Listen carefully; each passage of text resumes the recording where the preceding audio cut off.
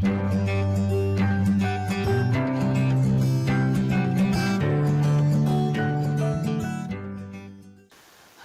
warahmatullahi wabarakatuh.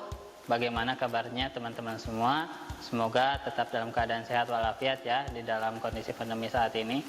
Nah, kembali lagi kita akan membahas tentang materi pengantar akuntansi 1 bersama saya Ades Arif Hidayatullah. Kemarin kita sudah sampai dalam penjelasan persamaan akuntansi yang bersambung. Nah, kali ini kita akan membahas persamaan akuntansi secara lengkap ya. Semoga kamu bisa mengerti dan bermanfaat untuk kamu semua. Nah, persamaan akuntansi memiliki prinsip, yakni kekayaan sama dengan sumber pembelanjaan atau aktiva sama dengan kewajiban plus modal. Di sini ada beberapa catatan. Catatannya adalah transaksi adalah suatu kejadian atau situasi yang mempengaruhi posisi keuangan suatu perusahaan sehingga harus dicatat. Banyaknya transaksi ditentukan oleh volume kegiatan perusahaan. Tentu saja, karena setiap perusahaan memiliki kegiatan usaha yang berbeda-beda, sehingga transaksinya tidak mungkin sama antara perusahaan satu dan perusahaan lain.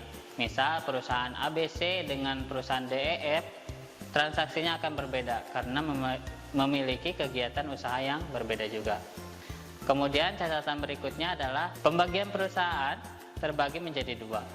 Yang pertama, menurut jenisnya, perusahaan dikelompokkan menjadi tiga, yakni perusahaan jasa, perusahaan dagang, yang ketiga adalah perusahaan manufaktur, industri, atau pabrik.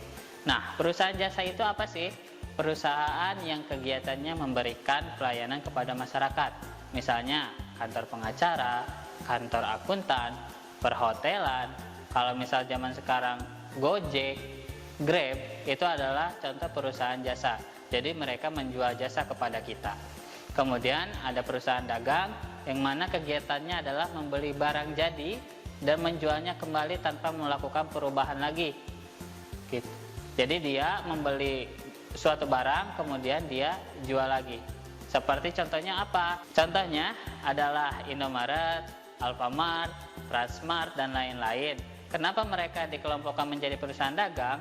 Karena mereka mengambil barang dagangannya dari pihak lain, kemudian menjualnya tanpa melakukan perubahan pada barang tersebut. Jadi mereka hanya menjualnya saja atau mendagangkannya saja. Gitu.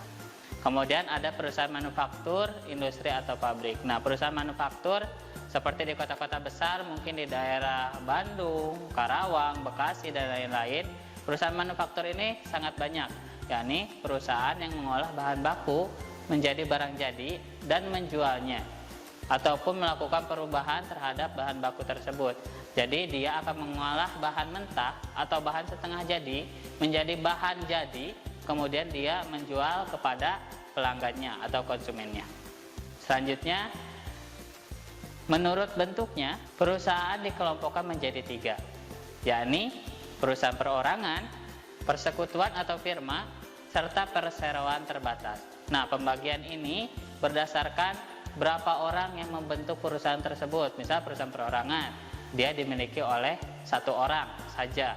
Misalnya home industry ataupun kegiatan-kegiatan usaha kecil, dia termasuk pada perusahaan perorangan. Kemudian ada persekutuan atau firma. Nah, perusahaan ini dimiliki oleh dua orang atau badan usaha atau lebih. Jadi pemiliknya lebih sedikit.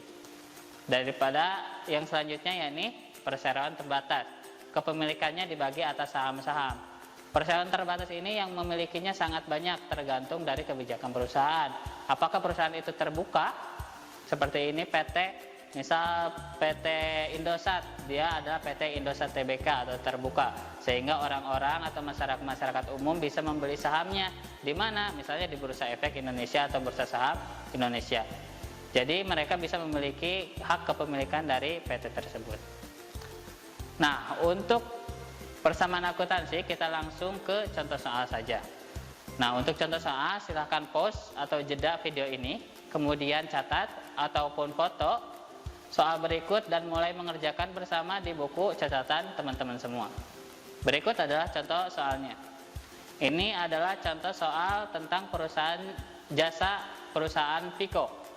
mulai transaksi dari tanggal 1 Maret sampai 31 Maret, dan kita dari transaksi itu diminta untuk membuat persamaan akuntansi dan laporan keuangannya. Dan untuk nama perkiraan, di sini kita sudah diberi clue atau petunjuk, yakni terdiri dari kas, perlengkapan, gedung, kendaraan, peralatan, utang usaha, utang bank, dan modal. Selanjutnya kita langsung ke persamaan akuntansi. Jawabannya adalah sebagai berikut untuk contoh soal perusahaan jasa Piko. Di sini terdapat banyak kolom ya, terlihat di gambar ada kolom tanggal, ada kolom kas, perlengkapan, gedung, kendaraan, peralatan, utang usaha, utang bank, dan modal. Untuk di sini kita lihat bahwa dari mulai kas sampai dengan peralatan termasuk kepada kelompok kekayaan atau aktiva. Kemudian mulai dari utang usaha sampai modal itu termasuk pada kelompok pasiva, yakni terdiri dari kewajiban plus modal. Saya akan contohkan beberapa jawaban ataupun cara pengerjaan persamaan akuntansi dari contoh soal perusahaan jasa Piko. Di sini kita lihat pada tanggal 1 Maret kas bertambah 70 juta. Untuk catatan, jika penulisan angka tidak disertai kurung berarti dia bertambah. Jika disertai tanda kurung dia berkurang. Di sini tanggal 1 Maret kas bertambah 70 juta. Kemudian gedung bertambah 100 juta dan kendaraan 50 juta. Silahkan cek soalnya seperti apa kata-katanya. Kemudian di kolom modal, kenapa jadi 220 juta? Karena itu adalah penjumlahan dari total kas, gedung, serta kendaraan atau kekayaan. Karena prinsip persamaan akuntansi adalah kekayaan atau aktiva sama dengan kewajiban ditambah modal atau pasiva. Kemudian ada transaksi tanggal 2 Maret di mana kas berkurang sebesar 20 juta. Perlengkapan bertambah 20 juta. Kalau kita lihat di soal berarti kita membeli suatu perlengkapan secara tunai karena dia berpengaruh kepada kas sebesar 20 juta. Sehingga pada modal tidak terjadi apa-apa karena tidak ada transaksi yang mengganggu pada nilai kekayaannya. Kita lihat di baris berikutnya ada angka 50 juta. Itu angka apa? Itu adalah angka dari tanggal 1 sampai tanggal 2, kas bertambah 70 juta, kemudian tanggal 2 dia berkurang 20 juta sehingga nominalnya menjadi 50 juta. Perlengkapan tetap menjadi 20 juta, kemudian gedung tetap 100 juta dan kendaraan tetap 50 juta. Sehingga modal tetap nilainya 220 juta. Nah, kemudian contoh berikutnya ada pada tanggal 3 Maret. 3 Maret di sini peralatan bertambah 35 juta. Kemudian utang usaha bertambah 35 juta. Loh, kenapa kok kas tidak berkurang? Padahal ada pembelian peralatan sebesar 35 juta.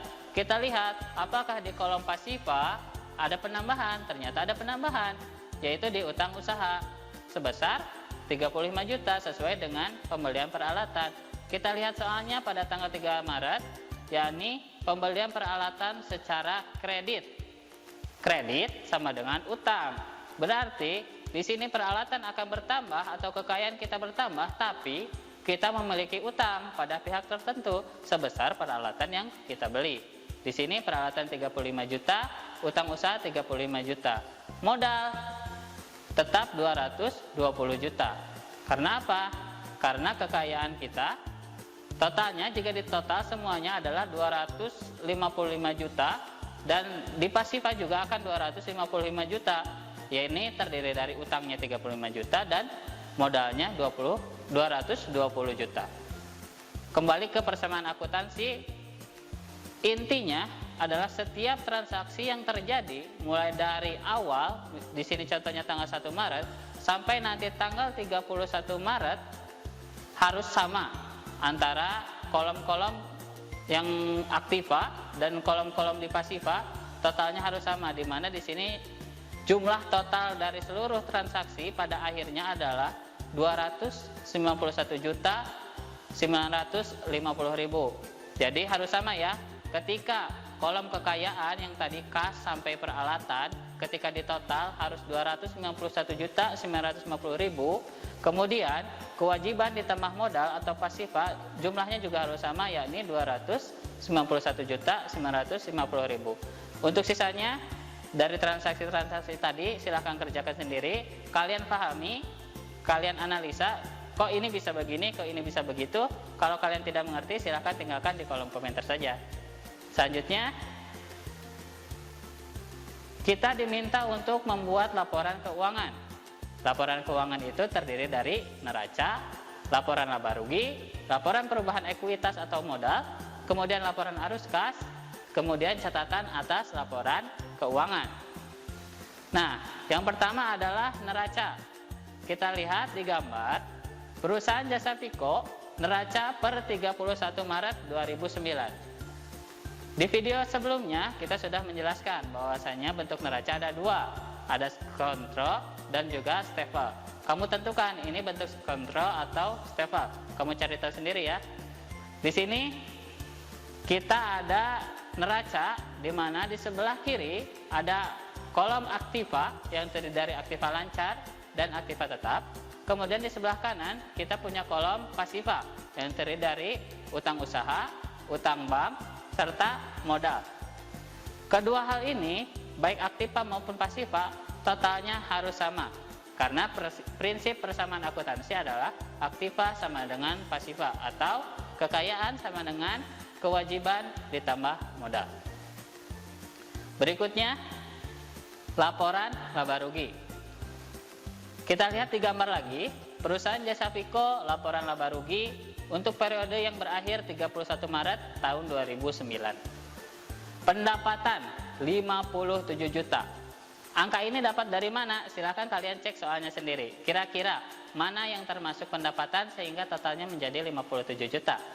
Kemudian ada biaya-biaya yang terdiri dari biaya makan karyawan sampai dengan biaya gaji, sehingga di total nanti total biayanya sebesar 33.050.000. Sehingga di sini di laporan laba rugi yang terjadi adalah laba sebesar 23.950.000. Kok bisa menjadi laba? Ketentuannya adalah jika pendapatan lebih besar daripada total biaya keseluruhan, maka perusahaan tersebut akan mendapatkan laba atau keuntungan. Begitupun sebaliknya, jika pendapatan lebih kecil daripada biaya-biaya keseluruhan, maka perusahaan tersebut akan mengalami kerugian. Berikutnya, laporan perubahan modal atau perubahan ekuitas.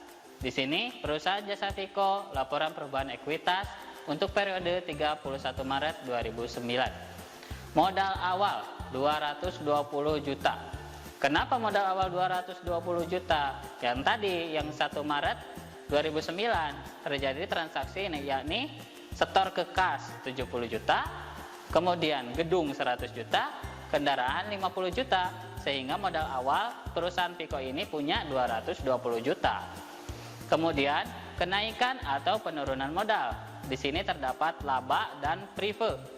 Prive itu pada penjelasan sebelumnya adalah pengambilan uang perusahaan untuk kepentingan pribadi. Misalnya untuk keperluan pribadi Bapak Piko ini sendiri sebesar 10 juta.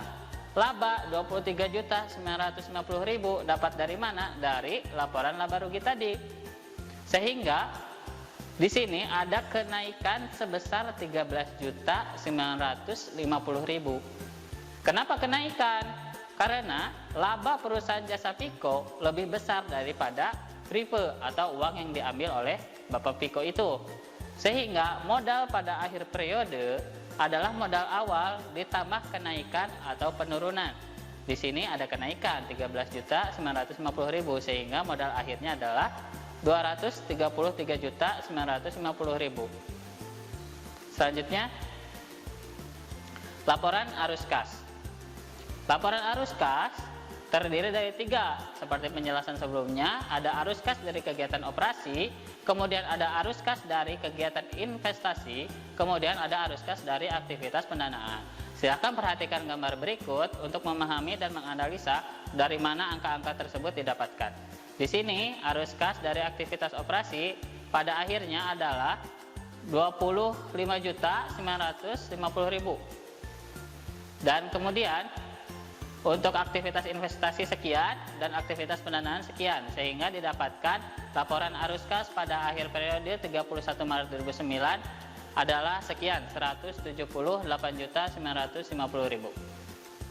Berikutnya, nah, kalian mungkin sadar ada satu hal yang tidak dimasukkan di presentasi ini, yakni catatan atas laporan keuangan. Sebenarnya catatan atas laporan keuangan itu tidak wajib, melainkan hanya opsional, sehingga bisa ditambahkan atau tidak. Intinya catatan atas laporan keuangan adalah catatan-catatan bagi laporan keuangan, sehingga penerima laporan keuangan bisa lebih memahami tentang laporan keuangan tersebut. Tapi untuk jelasnya kalian bisa cari sendiri ya, contoh catatan atas laporan keuangan itu di internet banyak. Kemudian kita akan membahas tentang perkiraan. Perkiraan adalah suatu formulir atau media yang digunakan untuk mencatat dan menggolongkan transaksi yang sejenis, dan tempat untuk mencatat apabila terjadi penambahan atau pengurangan dari transaksi. Selanjutnya, FYI, for your information, buat kamu ketahui aja, ada istilahnya buku besar, yakni kumpulan dari perkiraan yang saling berhubungan dan merupakan satu kesatuan dalam perusahaan. Nah, syarat untuk membuat satu perkiraan itu apa?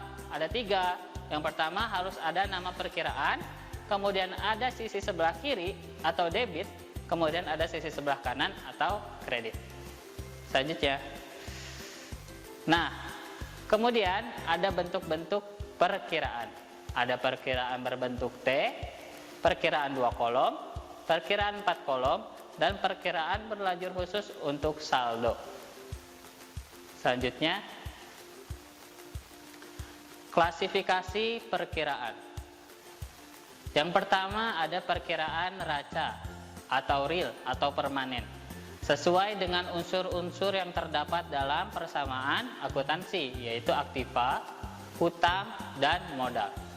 Contoh aktiva dalam perkiraan raca adalah kas, surat-surat berharga, piutang, persediaan, perlengkapan, tanah, bangunan, mesin, kendaraan, dan lain-lain.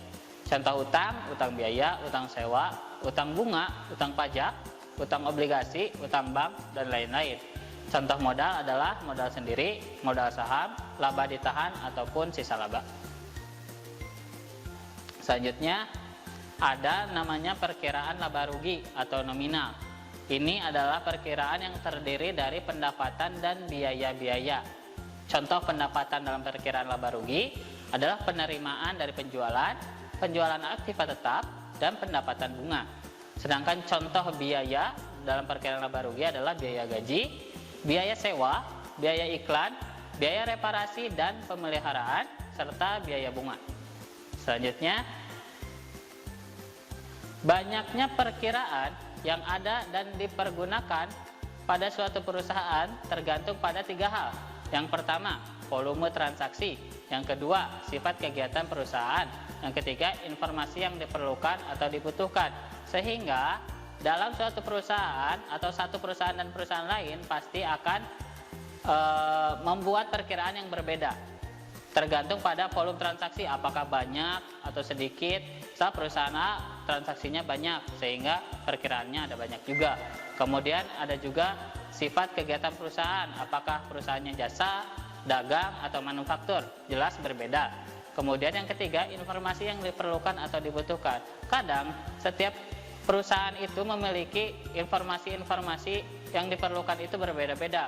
Perusahaan A hanya membutuhkan informasi tentang ABCDE, sedangkan perusahaan B membutuhkan informasi tentang HIJKL, jadi berbeda-beda.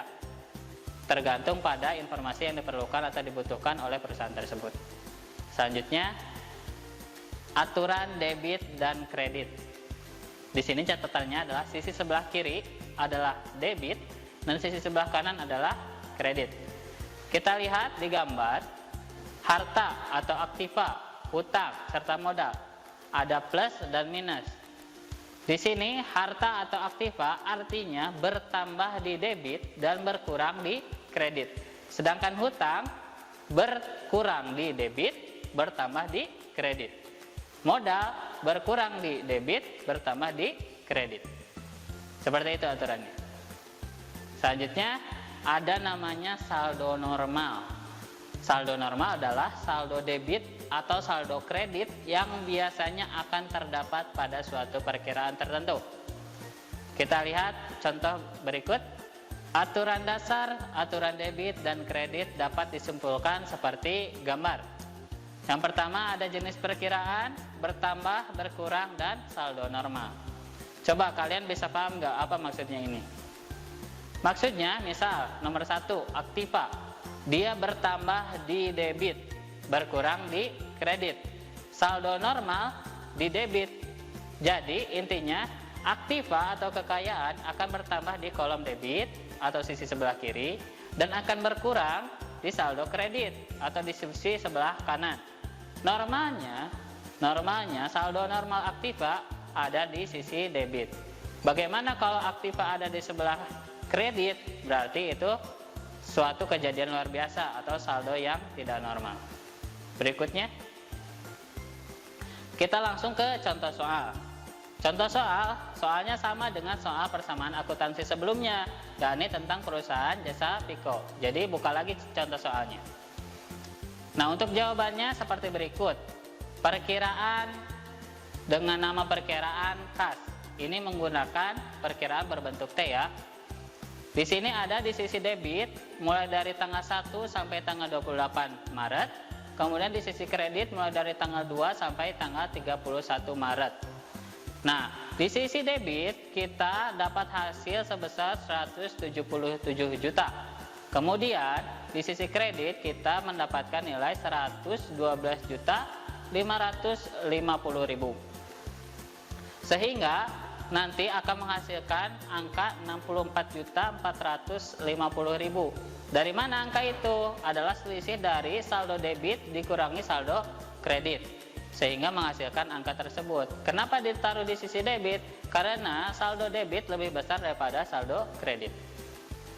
Berikutnya adalah perkiraan dengan nama perkiraan gedung, kendaraan, modal, dan perlengkapan. Gedung 1 Maret 100 juta.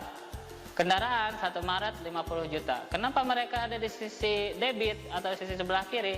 Karena gedung dan kendaraan termasuk pada kekayaan atau aktiva.